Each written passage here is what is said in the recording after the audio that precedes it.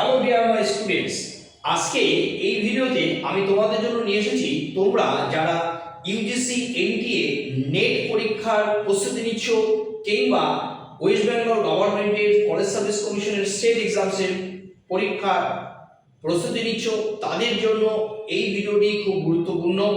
তাই তোমরা যারা নতুন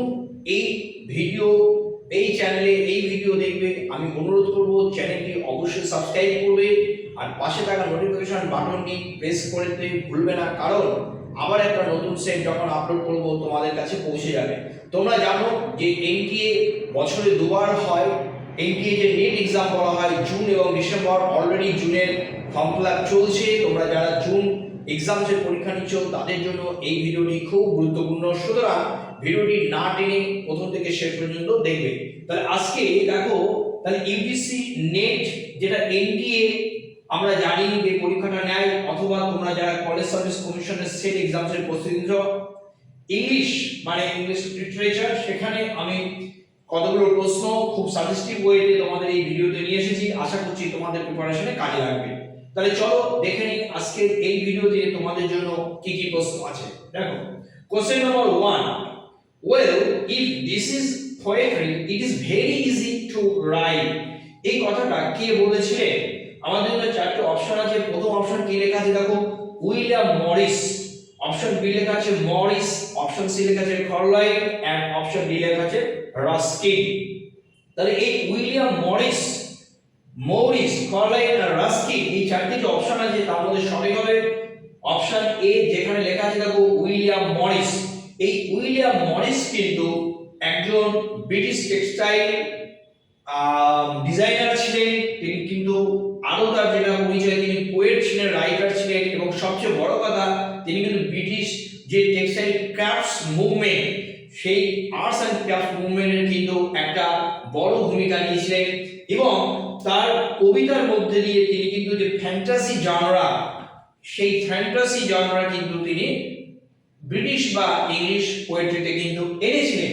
এবং তিনি কিন্তু এই কথাটা বলেছিলেন এক সময় যে well if this is poetry it is very easy to write। সুতরাং আমাদের জন্য সঠিক অপশন হবে অপশন এ, যেখানে লেখা আছে দেখো উইলিয়াম মরিস।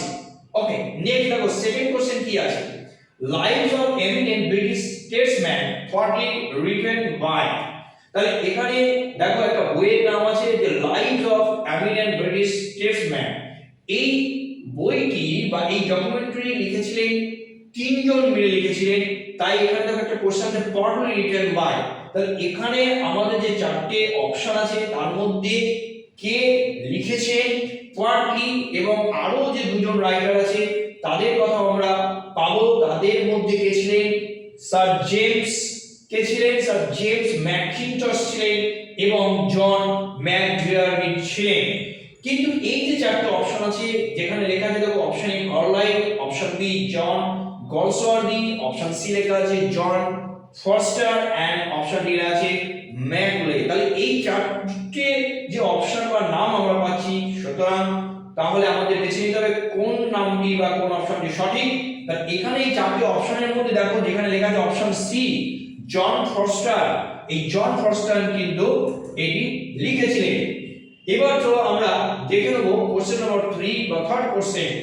শেরিডানস খুব বিখ্যাত একটা নাটক, তোমরা নিশ্চয়ই পড়েছো তোমাদের অনার্স বা পিজি স্তরে, বেশিরভাগ ক্ষেত্রে পিজি স্তরে আছে, কোন কোন ইউনিভার্সিটি অনার্স লেভেলও আছে। তো শেরিডানস দি রাইভালস, এই রাইভালস ডিপিক্টস দ্য ক্যারেক্টার। এই রাইভাল নাটকটিতে আমরা কোন চরিত্র পাই? যে চরিত্র দেখো কি লেখা আছে who is fond of reading sentimental novels. তাহলে সেখানে যে চরিত্রগুলো ছিল, ক্যারেক্টারস গুলো ছিল, কোন চরিত্রটির পছন্দ ছিল সে সেন্টিমেন্টাল নভেলস পড়তে পছন্দ করত। আমরা দেখে নেব অপশন গুলো কি কি আছে। অপশন এ লেখা আছে দেখো ফকল্যান্ড, অপশন বি লেখা আছে জুলিয়া, অপশন সি লেখা আছে লিডিয়া এন্ড অপশন ডি লেখা আছে ক্যাপ্টেন অ্যাবসোলুট। তাহলে এখানে যে চারটি অপশন আছে তার মধ্যে সঠিক হবে অপশন সি, যেখানে দেখো লেখা আছে লিডিয়া। এই লিডিয়া কিন্তু সেন্টিমেন্টাল নভেলস পড়তে পছন্দ করত। নেক্সট চলে যাব আমরা কোশ্চেন নাম্বার 4 বা 4 নম্বর প্রশ্ন। দেখো দি ওয়ার অফ রোজেস খুব বিখ্যাত। দ্য ওয়ার অফ রোজেস, এই ওয়ার অফ রোজেসটা কাদের মধ্যে লড়াই হয়েছিল? এখানে আমাদের চারটা অপশন আছে, আমি লিখে দেবো। প্রথম অপশন এ কি লেখা আছে, Edward the second and Richard the second. Option B লেখা আছে কি দেখো, Richard the second and Henry the fourth. Option C লেখা আছে the house of York and the house of Lancaster. আর অপশন ডি লেখা আছে Edward the third and Henry the fourth. তাহলে এখানে যে চারটি অপশন আছে তার মধ্যে সঠিক অপশন হবে অপশন সি, যেখানে লেখা আছে দেখো the house of York and the house of Lancaster. সুতরাং অপশন সি আমাদের জন্য সঠিক উত্তর। নেক্সট দেখো কোশ্চেন নাম্বার 5 বা 5th কোশ্চেন কি লেখা আছে দেখো, দ্য শেফার্ডস ক্যালেন্ডার, যে খুব বিখ্যাত একটি রচনা বা বুক শেফার্ডস ক্যালেন্ডার। তোমরা যদি জ্যাকোবিয়ান বা এলিজাবেথান পিরিয়ডটা ভালো করে পড়ো নিশ্চয়ই এই বইটির নাম পেয়েছো। was inspired by, তাহলে এই বইটি লিখেছিলেন, ইন্সপায়ার্ড হয়েছিলেন। এখানে আমরা দেখবো যে কার ইন্সপায়ার্ড হয়ে লেখক লিখেছিলেন, কি বা কে লিখেছিলেন আমি আলোচনা করছি। তার আগে দেখে নিই অপশনগুলো কি আছে দেখো। অপশন এ লেখা আছে স্যাকভিল এন্ড নর্টন। অপশন বি লেখা আছে বুমো এন্ড ফ্লেচার। নিশ্চয়ই তোমরা বুমো এন্ড ফ্লেচারের কথা মনে পড়ে যাচ্ছে তোমরা যখন শেক্সপিয়ার ট্র্যাজেডি বা শেক্সপিয়ার প্লে পড়েছো, কারণ অনেক সময় অনেক ক্ষেত্রে দেখা যায় শেক্সপিয়ারের সাথেও কিন্তু এই বুমো এন্ড ফ্লেচার তার কিন্তু কোলাবোরেশন ছিল। এবার দেখো অপশন সি লেখা আছে স্পেন্সার এন্ড অপশন ডি লেখা আছে শেক্সপিয়ার। তাহলে আমাদের জন্য সঠিক অপশন কোনটা হবে? সঠিক অপশন হবে কিন্তু অপশন বি, যেখানে দেখো লেখা আছে বুমো এন্ড ফ্লেচার। তাহলে এই যে দ্য শেফার্ডস ক্যালেন্ডার এটা কিন্তু ইন্সপায়ার্ড বাই বুমো এন্ড ফ্লেচার আর লিখেছিলেন কিন্তু স্পেন্সার। ওকে, তাহলে আমরা এরপরে চলে যাব পরবর্তী প্রশ্নগুলো কি কি আছে।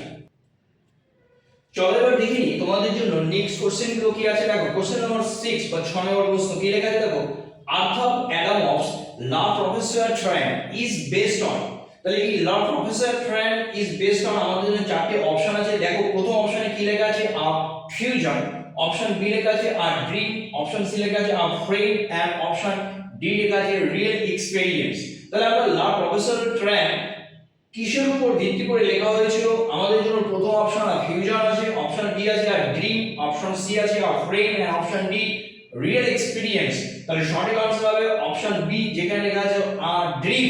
তাহলে আমরা অপশন বি দাগ দিলাম। কোশ্চেন নাম্বার 7 বা 7 নম্বর প্রশ্ন কি আছে দেখো, হু ওয়াজ দি পায়োনিয়ার অফ নিও romantic poetry of the 20th century.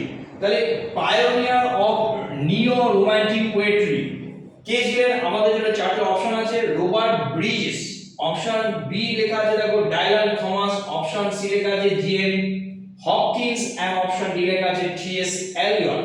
তাহলে এখানে সঠিক অপশন হবে অপশন বি, যেখানে লেখা আছে ডাইলান থমাস, এবং এটা কিন্তু 1940s। তাহলে 1940s আমরা জানি 1940s, তাহলে ডাইলান থমাস সঠিক উত্তর হবে আমাদের জন্য option B. Okay, question number 8 বা 8 নম্বর প্রশ্ন কি আছে দেখো, the tales of grotesque and arabesque. The tales of grotesque and arabesque লিখেছিলেন কি এডগার অ্যালান পো। সেখানে আমরা কতগুলো গল্প পাচ্ছি? আমাদের প্রথম অপশন লেখা আছে 10 টেলস, অপশন বি তে লেখা আছে 20 টেলস এন্ড অপশন সি লেখা আছে দেখো 25 টেলস এন্ড অপশন ডি লেখা আছে 30 টেলস। তাহলে সঠিক অপশন কোনটা হবে? সঠিক অপশন হবে অপশন সি, যেখানে লেখা আছে দেখো 25 tales. Okay, next question, question number 9, the glass menagerie, খুব বিখ্যাত the glass menagerie gives us. আমরা এই গ্লাস ম্যান্ডারিতে কি পাচ্ছি? এখানে আমরা পাচ্ছি দেখো টেন্স উইলিয়ামসের আমরা যেটা পাচ্ছি যে option A realities of life, option B a swan song, option C fantasies of a young mother, option D word. তাহলে এখানে চারটি অপশনের মধ্যে সঠিক হবে অপশন সি, যেখানে লেখা আছে দেখো fantasies of a young mother. Okay, option C হলো সঠিক উত্তর। কোশ্চেন নাম্বার 10 বা 10 নম্বর প্রশ্ন কি আছে দেখো, সল বেলোস। এই সল বেলোসের যে লেখাগুলো এখানে আছে অপশনে দেখো, সেখানে pre occupied with social problems.